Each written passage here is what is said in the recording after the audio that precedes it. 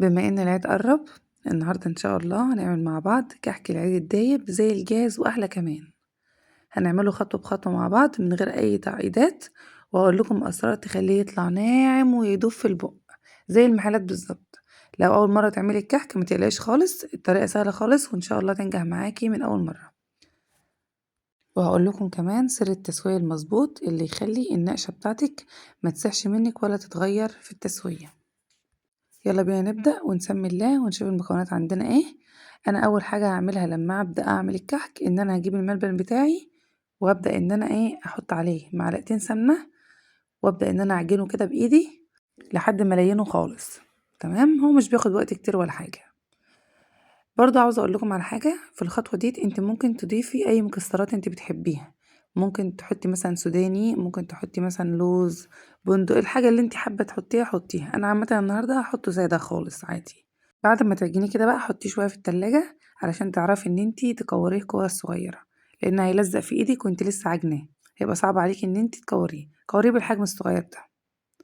عندنا المقدار، انا هعمل النهارده ان شاء الله 2 كيلو دقيق. لو عاوزه تعملي كيلو واحد اقسمي كل اللي انا هعمله ده.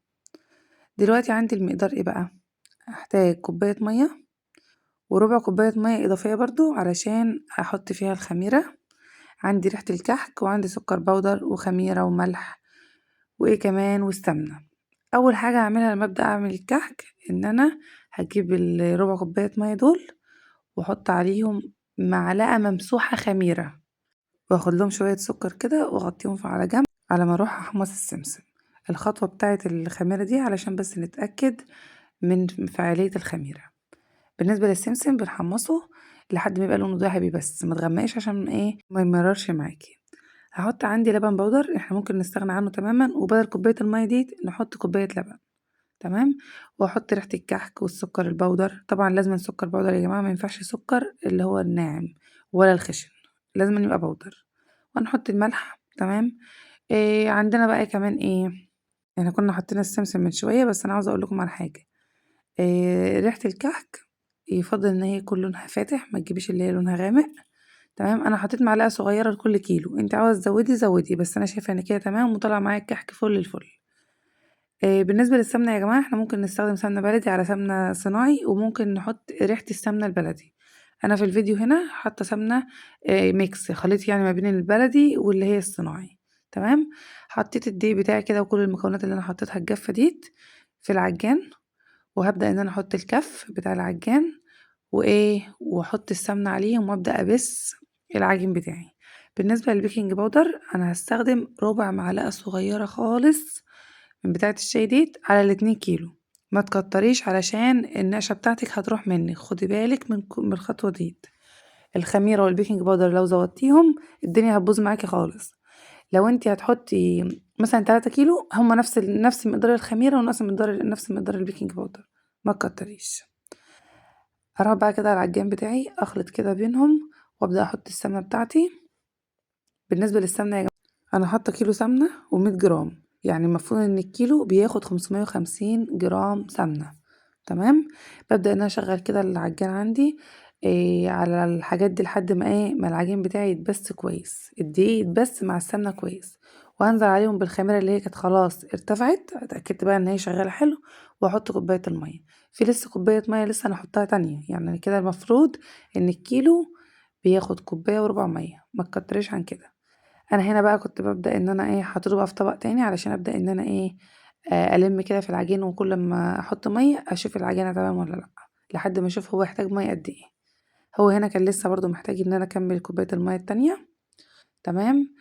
طبعا يا جماعه احنا ممكن اصلا نعمل خطوه البس بتاعه السمنه مع الدقيق ديت على ايدينا خالص، مش بتاخد وقت اصلا يعني، بس طالما عندي العجان هستخدمه مش هعمل في ايدي.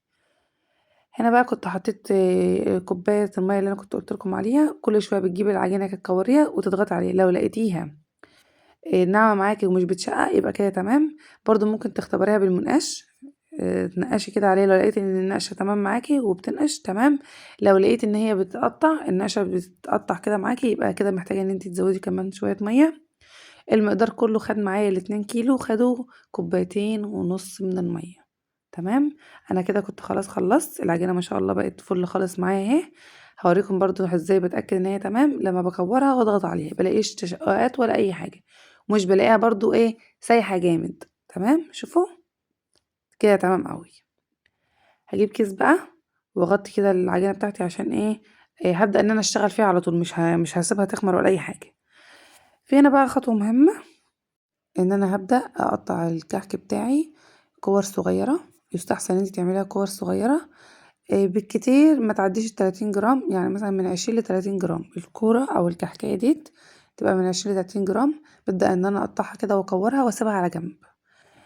اللي انا كورتهم دول انا بسيبهم على جنب كده عشان يتشمعوا، بحيث ان انا لما اجي ابدا اشتغل فيهم واجي مثلا انقشهم يبقوا تبقى تحس ان الكحكايه كده متشمعه كده وناشفه. لما تيجي تنقشي عليها هتلاقي النقشه واضحه. لكن لو انت لسه عاملاها بايدك وبرماها بايدك وجيتي اشتغلتي فيها النقشه مش هتبقى واضحه قوي. تمام، دي خطوه حلوه يعني انا لاحظتها وانا بشتغل.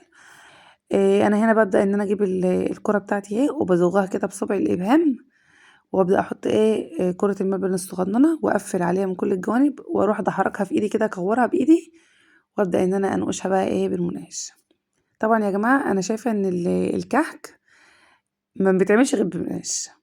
جربت اعمل بالبسطرمة لقيتها مش حلوة خالص. انا عجبني عملت كل الكحك عندي بالمنقاش عادي.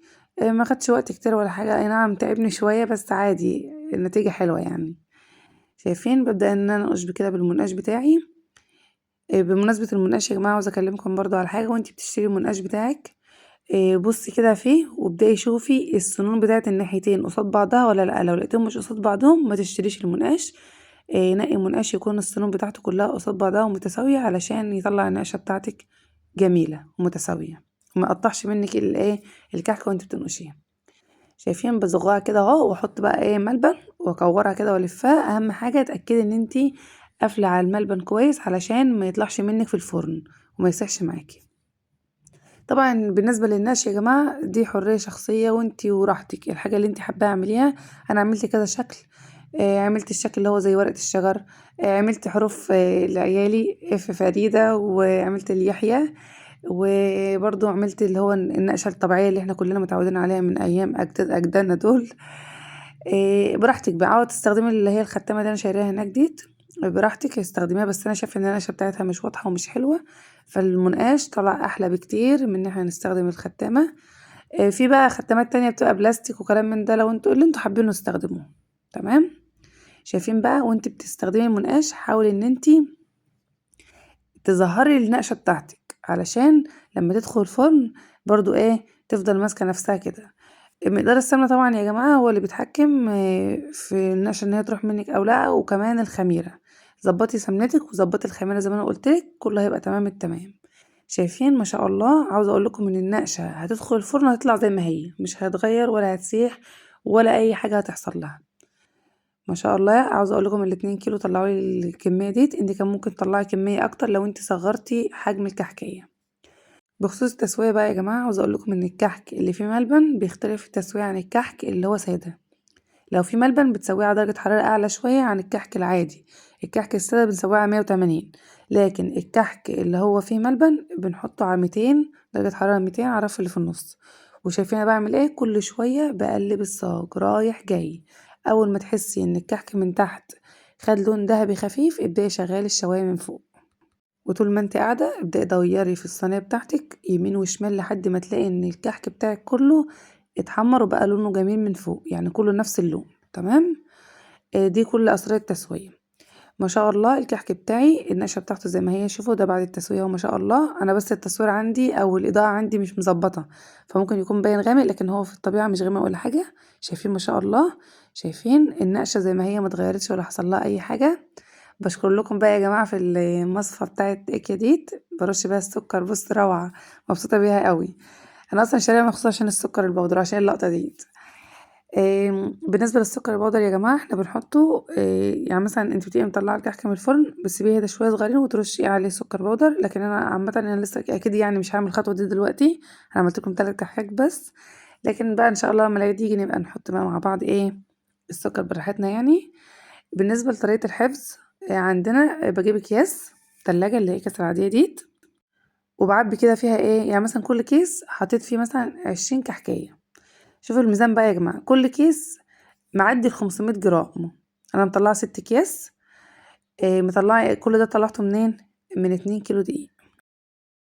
يعني انا من 2 كيلو دقيق طلعت اكتر من 3 كيلو كحك، وعاملاه في البيت ومضمون ونضيف ويكفي بس فرحة العيال كده وفرحتك وانتي بتعملي حاجة العيد في بيتك. كل سنة وانتم طيبين. ببدأ ان انا اجيب علبة تخزين زي اللي انتوا شايفينها ديت، وبحط فيها الاكياس وهي مقفولة مش داخل لها اي هوا اهو، وبغطيها وبسيبها عندي بقى في المطبخ. طبعا بطلع كل كيس اما نخلصه نبقى نفتح الكيس اللي بعده. انا هسيب بقى كيس كده اللي هو الصغنون اللي فيهم هسيبه في جنب عشان نبقى ناكل منه، وهقفل كده العلبة بتاعتي واحطها بقى على الرخامة. وبكده نكون خلصنا مع بعض طريقة عمل كحك العيد الدايب خطوة بخطوة. جربوا ان شاء الله الطريقة تعجبكم جدا زي ما عجبنا كلنا. لو الفيديو عجبكم ما تنسوش تعملوا لايك واشتركوا في القناة لو انتم لسه ما اشتركتوش. اعملوا لايك لصفحتي على الفيسبوك. كل سنة وانتم طيبين جميعا بمناسبة العيد يعني وكده. استنوني بقى فيديوهات تانية كتير، وباي باي.